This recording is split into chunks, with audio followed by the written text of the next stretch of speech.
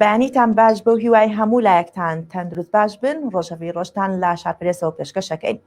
سەرتاش دەمەوێت ئاماژە بەوە بەم دوێنێ لیژنەی باڵای ڕوبەڕووبوونەوەی کۆرۆنا بە سەرپەرشتی وەزیری ناوخۆ کۆبوونەوە و داوایان لە هاوڵاتیان کرد پابەندی ڕێنمایە تەندروستیەکان بن و ئاماژەشیان بەوەدا کە بە وریاییەوە مامەڵە لەگەڵ دۆخەکەدا بکەن، چونکە لە 4 هەفتەی ڕابردوودا ڕێژەی ڤایرۆسی کۆرۆنای گۆڕا و بەرز بۆتەوە. ئێستاش دەچینە لای پامنێرانمان تاوەکو زانیاریەکانی ڕۆژتان پێڕابگەێنین. سەرەتاش دەچینە لای هەژار ئەنوەر، سڵاوت لێبێ و بەیانی و باش کار و چالاکیەکانی ڕۆژچین لە شاری هەولێر. سڵاو لە ئێوە لە بینەرانی شارپرێس. سەرەتا دەمەوێت ئاماژە بە هەندێک لە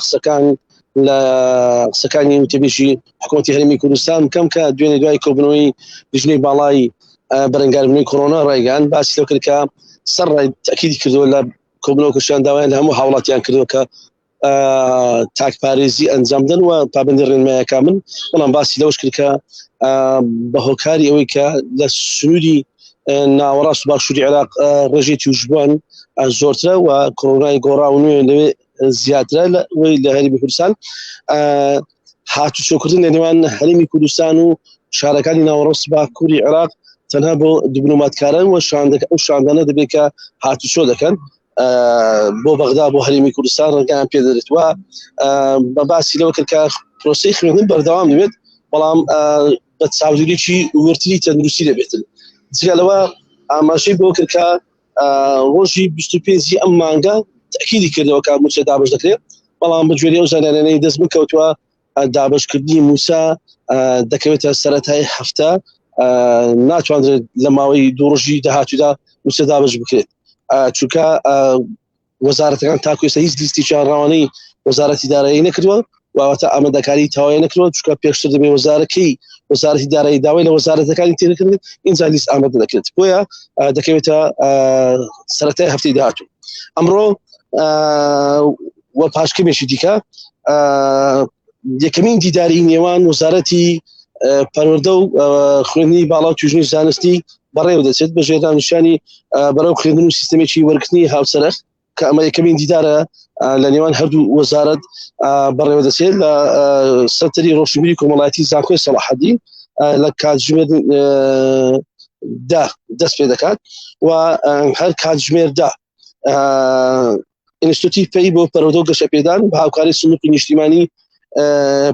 پاڵپشتی نیشتیمانی بۆ پاڵپشتی دیموکراسی نێت وەرکشۆپێک ئەنجام دەدات سەبارەت بە ڕەوشی دەستە سەربەخۆکان لە هەرێمی کوردستاندا. تیایدا چەندین پانێڵ سەبارەت بە ئەدای کاری دەستەکان لەلایەن مامۆستایانی زانکۆ و نوێنەرانی دەستەکان و ئەندامانی پەرلەمان تایبەتمەندەکانی پەرلەمان بەڕێوە دەچێت و ئینستیتوتی پێی راپۆرتێکی خۆشی لەسەر ئەو بابەتە پێشکەش دەکات. جگەلەوە گرمبنوویەک ئەنجام دەدرێت لە بەردەم سەرۆکاتی شارەوانی شاخۆران لە بەرامبەر ناڕەزایی بوونی کۆمپانیای وای دۆڵفین کە کۆمپانیەکە تایبەتە بە پاکردنەوەی زبوو خاشاخ لەو سنوورە کە ماوەی 5 مانگە موسیقی کرێکارەکانی نەداوە، ئەوان جوابرارە کاتژمێردا لە بەردەم سەرۆکاتی شارەوانی شاخۆران گرتنەوەی ناڕەزایی ئەنجام بدەن و داوای مافەکانی بکەن. بەڵێ تا ئێستا لە هەولێر ئەمانە هەن. بەڵێ زۆر سپاس بۆ زانیاریەکانی هەژار ئەنوەر لە شاری هەولێر. دەچینە لای هەوراز ئەحمەد لە سلێمانی، سڵاوت لێبێ و بەیانی و باشکار و چالاکیەکانی ڕۆژچین لە سلێمانی. سڵاو ساکار، سڵاو لە ئێوە بینەرانی شارپرێس. دیارە لە کار و چالاکیەکان لە سنووری پارێزگای سلێمانی بۆ ئەمڕۆ بەم جۆرەیە. ئەمڕۆ کاتژمێر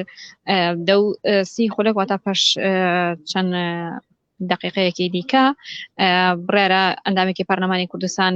لەگەڵ بەڕێوەبەرایەتی کار و کاروباری کۆمەڵایەتی کۆبێتەوە سەبارەت بە گرفت و کێشەکانی ئەو بەڕێوەبەرایەتی ئەو خستنە ڕوو چارەسەرکردنیان لەلایەن ئەو پەرلەمانتارەوە کە وەکو خۆی ئاماژەی پێکردووە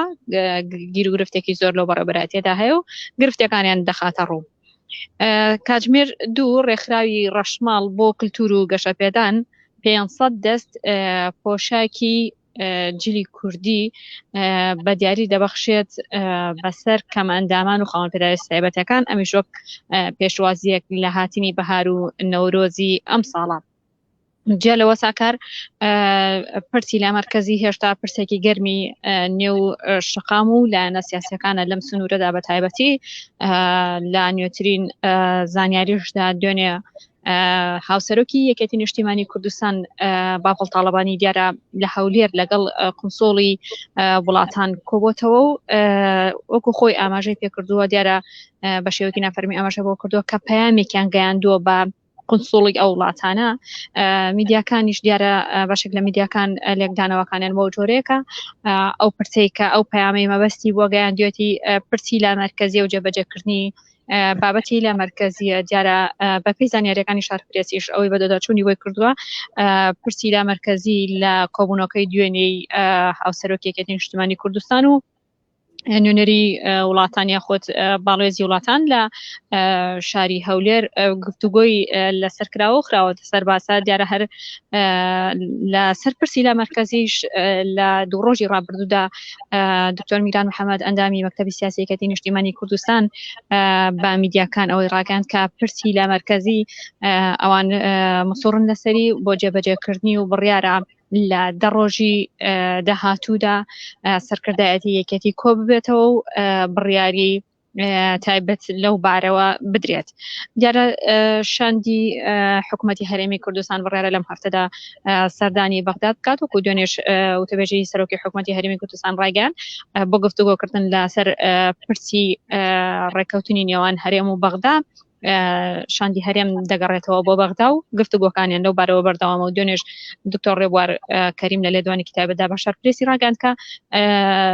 ڕۆژی پێنجشەمە بڕیارە پرۆژە یاسای بودجە ڕەوانەی پەرلەمان بکرێت بۆ دەنگدان لەسەری و دیارە ئاماژەی بۆ وەشکرد کە هەوڵەکان بۆ ڕێکەوتنی نێوان هەولێر و بەغدا بەردەوامە و زۆرترین ئەگەریش بۆ ئەوەیە کە ئەو دوو حکوومەت یاخود هەردوو حکوومەت بگەن بە ڕێکەوتن ئەگەر پێشهاتێکی لە ناکاو